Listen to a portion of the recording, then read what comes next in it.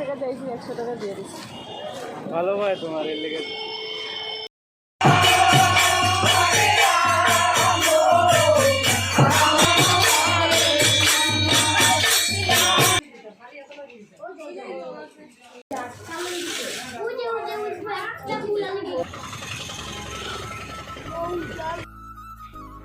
Hello everyone, good morning. তোমরা সবাই কেমন আছো? আশা করছি খুব ভালো আছো, আর আমিও খুব ভালো আছি। আর এখন হলো সকাল 11টা বাজে। তো আমি সকালে সমস্ত কাজ বাজ কমপ্লিট করে তারপরে এখন যাচ্ছি হলো দিদির বাড়িতে। তো দিদির বাড়ি কেন যাচ্ছি এখন বলছি না, পরে বলবো। তো চলো, পুরোটা জানার জন্য ব্লগটা দেখতে হবে। তো চলো, তো দেখো আমি বেরিয়ে পড়েছি। আর ও আর ছেলে তো দোকানে চলে গেছে, ওরা যাবে না, আমি একাই যাব। তো চলো এখন যাই, গাড়িতে উঠবো। তো জানো, ভাবছিলাম আর কি যে আজকে খুব সকালে চলে যাব, 10টায় ওদের বাসায় চলে যাব, কিন্তু যে সকাল সকাল বৃষ্টি ছিল তার জন্য যেতে পারিনি। আর রান্নাবান্না করে একটু লেট হয়ে গেছিলো। আর আজকে শুক্রবার, ও একটু লেট করে দোকানে গেছিলো, তো আমারও একটু দেরি হয়ে গেল আর কি। আর এদিকে দেখো রাস্তাটা পুরো ফাঁকা হয়ে আছে, আর এখন প্রায় 11:30 বাজে। আর তো চলো, তো যখন ঘর থেকে আমি বের হব তখন এই ছেলেকে ফোন করে দিয়েছিলাম একটু মিষ্টি নিয়ে নিতে, আর হলো মায়েমার জন্য মানে ওআরএস নিব আর কি। তো মায়েমা তো খুব অসুস্থ, আর তো দিদি বাড়ি যাবো, খালি হাতে কী করে যাই। তো 50 টাকা চাইছি, 100 টাকা দিয়ে দিচ্ছি। ভালো ভাই তোমার এর লেগে। তো ছেলে এসে মিষ্টি দিয়ে গেছে আর একটু পাকামি কথা বলে গেছে আমার সাথে। তো এখন চলো গাড়িতে উঠে তারপরে ওদের বাসার সামনে গিয়ে নামে তারপর তোমাদের সাথে কথা বলছি। তো এখন আমি গাড়ি থেকে নেমে গেছি, আর এখান থেকে একটু দূরে আছে দিদিরা বাসা। ভাবছিলাম টোটো করে যাব, তো ভাইগনা ফোন করে বলছে মামি আমি আসছি, তো ওর বাইকে করে চলে যাব। তো চলো ওদের বাসায় গিয়ে তারপরে কথা বলবো, কেন কি অনেকটাই লেট হয়ে গেছে। আর আস্তে আস্তে জানো অনেকটাই লেট হয়ে গেছে, এখন প্রায় 1:45 বাজে। আর এখন দেখো কীর্তন চলছে, আর তো ওদের রুমে আসলাম। আসার পরেই দেখো আমার পুচকুসোনা মার সাথে এসেছে, আর দেখো ও আসার সাথে সাথেই দেখো আমার ফোন নিয়ে লাফালাফি করছে। মানে আমাকে দেখার সাথে সাথে মানে এখন ওর মানে আমার মোবাইলটা লাগবেই আর কি, কিছু করার নেই। তো চলো একটু কীর্তনটা দেখি, তারপর ওকে একটু মোবাইলটা দিব, নাহলে ও আমাকে একদম শান্তি দিবে না আর কি। আর এখন ভোগও চলবে, ভোগ আরতি আরম্ভ হয়ে যাবে। তারপরে বলছি তোমাদেরকে কেন আজকে দিদিদের বাসা বৈষ্ণব সেবা মানে চলছে আর কি, কেন দিয়েছে দিদি ওরা বৈষ্ণব সেবা। তো চলো এখন আরতি হোক, আরতিটা দেখি, তোমরা একটু আরতি দর্শন করো, আমিও করি আর কি। আর কীর্তনটা খুব সুন্দরই হচ্ছে আর কি।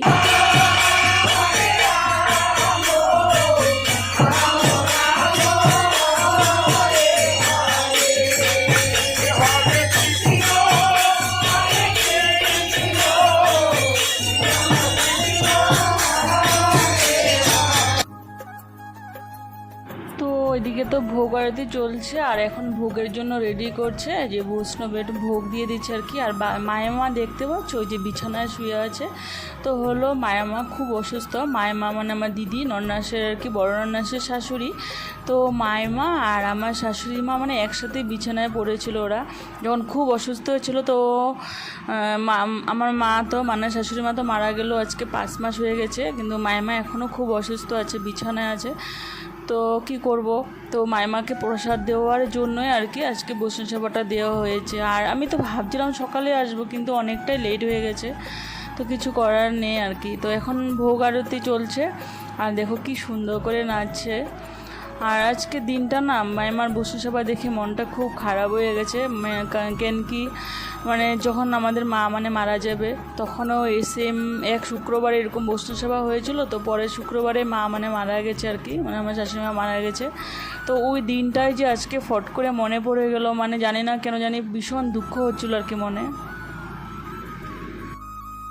আর এই যে এখন কীর্তন শেষ হয়ে গেছে, আর এই যে মাইমাকে বৈষ্ণবে মানে সবার সামনে এনেছে, এনে এখানে সবার চরণ ধুলা মানে দেওয়া হচ্ছে, আর এদিকে ধ্বনি সবাই দিচ্ছে আর কি। আর এই জায়গাটা ভীষণ কষ্টের আর কি। আর এই জায়গাটা আমার মানে ভাইগনা একটা ভিডিও করছিল, আমি পারিনি, কেন কি সবার এমন হয়েছে, সবার চোখে জল এসে গেছে, মানে সবাই প্রায় কান্না করে দিয়েছিল, খুব খারাপ লাগছিলো। মানে কি বলবো, মানে এমন একটা দিন আসে আর কি, সবাই সবাইকে ছেড়ে চলে যেতে। আর মাইমা বিছানা খুব কষ্ট করছে তো তার জন্য মানে এই আজকের দিনটা আর কি। তো কীর্তন শেষ হয়ে গেছে, এখন আমি চলে এসেছি রান্নাঘরে। আর এইখানে হলো সব মানে ভোগের রান্না করে এইখানে রেখেছিল। তারপরে আমি এসে গেছি মাইমার একটা রুমে, মাইমাকে এই রুমটাতে নিয়ে এসছে, কেন কি ওখানে খুব শরীর খারাপ করছিল, তো এখানে বসছে। আর আমি যে ওআরএস নিয়ে এসেছিলাম, তো মাইমাকে একটু বসিয়ে খাইয়ে দিলাম, খাইয়ে একটু মাইমার সাথে কথা বলছিলাম।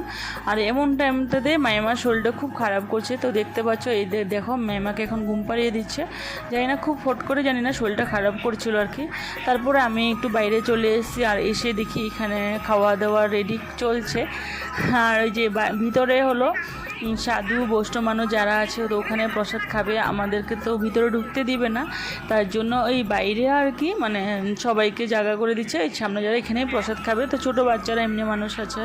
আর জানো ওই যে রোদও দিচ্ছে, দেখো খুব রোদও আছে। আর এখন প্রায় 3টা 3:30 বেজে গেছে, আর তো একটু বাদে রোদ চলে যাবে। আর এদিকে দেখো সবাই প্রসাদ খেতে বসে গেছে। আর এই যে দেখো আমার পুচকুচোনা খেতে বসে গেছে, আর ও জানো সবজি খায় না, জানি না কেন, বা শুধু ভাতেই খাবে। তো ওদের খাওয়া হলে তারপরে আমরা খেতে বসে যাব, আবার বাড়িও চলে যেতে হবে, কেন কি থাকা যাবে না, বাড়িতে একটু প্রবলেম আছে একা। তো এদিকে দেখো আমরা এখন খেতে বসে গেছি, আমি রিয়া আছে আর রিয়ার জামাই সবাই মিলে একসাথে বসে গেছি খেতে। তো গুড ইভিনিং, এখন বাজে সন্ধ্যা 5টা, যেন বৃষ্টি আসবে, তো আমরা এখন চলে যাব। আর দিদি ওদের রাস্তাটা খুব সুন্দর, আর তোমাদেরকে একটু দেখাই, ভালো লাগে। তো দিদিদের বাসা হলো একটু গ্রাম সাইডে, কিন্তু রাস্তার সাইডে একদম দেখো ওই যে রোড দেখা যাচ্ছে, মেইন রোড। আর হলো ভিতর দিকে হলো যে বাড়ির সামনেই বাড়ি, এখানে দেখো পুকুর আছে, আর পুকুরের মধ্যে জানো খুব সুন্দর লাউ গাছ লাগিয়েছে, আর চারপাশটা ভীষণ সুন্দর, আর গ্রাম তো ভালোই লাগে। তারপরে জানো দিদিকে দেখে তারপরে এখন যাবো মানে বের হবো। আর এদিকে দেখো পুচকুগুলো খুব কান্নাকাটা করছিল, কেন কি আমার ভাগনার 2টো যমজ বাচ্চা হয়েছে, তো যদি কান্নাকাটি করে দুজন একসাথে করে জানো, তো এখন বের হবো। তো ওদের সাথে একটু সময় কথাবার্তা বলে তারপরে আমরা উঠে গেছি অটোতে। আর এখন প্রায় সন্ধ্যা হয়ে যাব। তো আমি একাই না, আমার সাথে আরও আমার আরেকটা দিদি আছে, ভাগ্নি আছে, আরও অনেক লোক আছে। আর প্রায় এখন সন্ধ্যা হয়ে যাবে। জানো দিদি অনেকগুলো প্রসাদ দিয়েছিল, তো বাড়িতে গিয়ে একটু কাজও আছে, তো হাত পা ধুয়ে ফ্রেশ হয়ে প্রসাদগুলি মাখবো, মেখে ছেলেকে ফোন করব, ও আসবে প্রসাদ খেয়ে যাবে, ওর বাবার জন্য নিয়ে যাবে। আর এখন প্রায় সন্ধ্যা হয়ে যাচ্ছে, বাড়ি গিয়ে আবার সন্ধ্যা দিতে হবে। তো চলো আজকের ভিডিওটা আমি এখানে শেষ করছি। আর আমার ভিডিওটা যদি তোমাদের একটুকু ভালো লাগে, লাইক কমেন্ট শেয়ার করবে, আর প্লিজ সাবস্ক্রাইব করে পাশে থাকবে। তো সবাইকে টাটা।